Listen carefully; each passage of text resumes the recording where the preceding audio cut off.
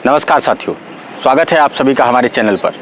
मैं हूं आप लोगों के साथ आर एल बार और आज हम लोग चर्चा करेंगे उत्तर प्रदेश के अंदर लगातार बिगड़ती बिजली व्यवस्था के बारे में, जहां आज मुख्यमंत्री ने बिजली मंत्री, विद्युत मंत्री ए.के. शर्मा को बुलाकर फटकार लगाई है और उनसे कहा है कि विद्युत व्यवस्था जल्द से जल्द दुरुस्त करें। लेकिन इसके बावजूद जब हम गाँवों पर नज़र डालते हैं, शहरों पर, जो ललितपुर जनपद है उत्तर प्रदेश के सबसे पिछड़े एरियाओं में से एक बुंदेलखंड और उसके भी सबसे पिछड़े ज़िलों में से एक ललितपुर, जहां आज भी गांव की स्थितियां ऐसी हैं जहां डीपीयां नहीं पहुंच रही हैं, जहां ट्रांसफार्मर ना आने की वजह से लोग कई दिनों से अंधेरे में जी रहे हैं और इसके बावजूद सरकार के कोई भी आला अधिकारी यहां से ना तो पहुंचते हैं और ना ही वो कार्यवाही करते हैं। इसी के ऊपर मुख्यमंत्री योगी आदित्यनाथ ने आज विद्युत मंत्री ए.के. शर्मा को बुलाकर, ऊर्जा मंत्री ए.के. शर्मा को बुलाकर कड़ी फटकार लगाई है और कहा है कि चाहे डीएम साहब को डीपी बदलवाने के लिए पहुंचाइए, लेकिन डीपी जल्द से जल्द बदली जाए। लेकिन अब क्या असर धरातल पर होता है, ये देखने वाली बात होगी।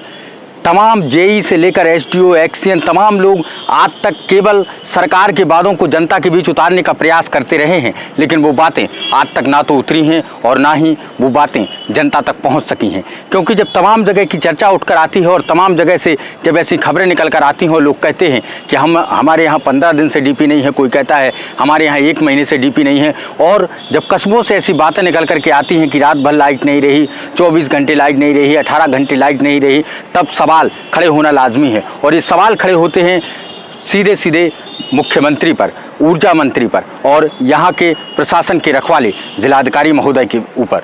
सवाल तमाम खड़े होते हैं, लेकिन इन सवालों के बीच क्या अब जो फटकार लगी है मुख्यमंत्री योगी आदित्यनाथ की, उसके बाद क्या ये अधिकारी अपनी लय में आएंगे और गांव-गांव जाकर जो लाइट की चरमराती विद्युत व्यवस्था है, लाइट की जो व्यवस्थाएं गांव तक नहीं पहुंच पा रही हैं, उनको क्या पहुंचाने का काम करेंगे, ये आने वाला समय बताएगा। लेकिन लगातार विद्युत व्यवस्था जो पूरे जनपद के अंदर इस समय चरमराती हुई नज़र आ रही है। तमाम जगह से खबरें जब निकल करके आती हैं और लोग व्हाट्सएप, फेसबुक इनके माध्यम से बताते हैं कि 1-1 महीने से 15-15 दिन से उनके यहाँ डीपी नहीं है, और भी तमाम ऐसी खबरें निकल करके आती हैं, लाइट का तार टूटा है, वो जुड़ा नहीं है, और तमाम तरह की खबरें जब निकल करके यहाँ जिला प्रशासन तक पहुँचती हैं तो हम लोगों का एक्टिव होना लाजमी है, और उसी के तहत हम लोग एक्टिव होकर आप लोगों के पास आते हैं। और यही खबर आप लोगों तक पहुँचाने का हम लोगों का प्रयास है कि मुख्यमंत्री, ऊर्जा मंत्री के ऊपर जो आज भड़के हैं, उन्होंने अपनी नाराज़गी जाहिर की है कि आपके द्वारा किए जा रहे कार्य से हम संतुष्ट नहीं हैं।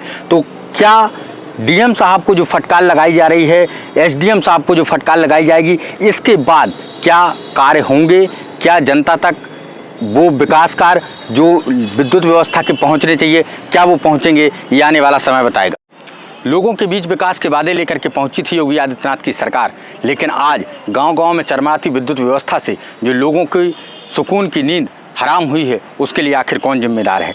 आज गाँव में जब हम लोग पहुंचते हैं, जो टैक्स का पैसा जनता सरकार को देती है और उसी टैक्स के पैसे से विकास होता है, लेकिन आज उस जनता के बीच क्या पहुंच रहा है। हर एक छोटे छोटे जो उद्योग हैं वो ठप पड़े हुए हैं। लगातार जनता के बीच लाइट से जो पानी जो पहुंचता है वो नहीं पहुंच पा रहा है। साथ ही जो वहाँ के पंप कैनाल हैं, जो लोकल में मोटरों से नलों में पानी आता है, वो नहीं पहुंच पा रहा है।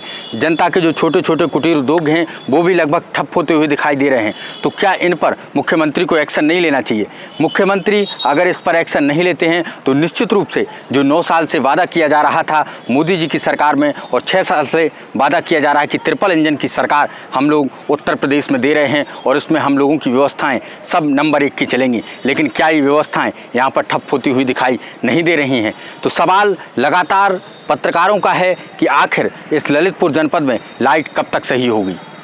जन सरोकार से जुड़ी हुई आवाज द बुंदेलखंड पोस्ट को सब्सक्राइब करें।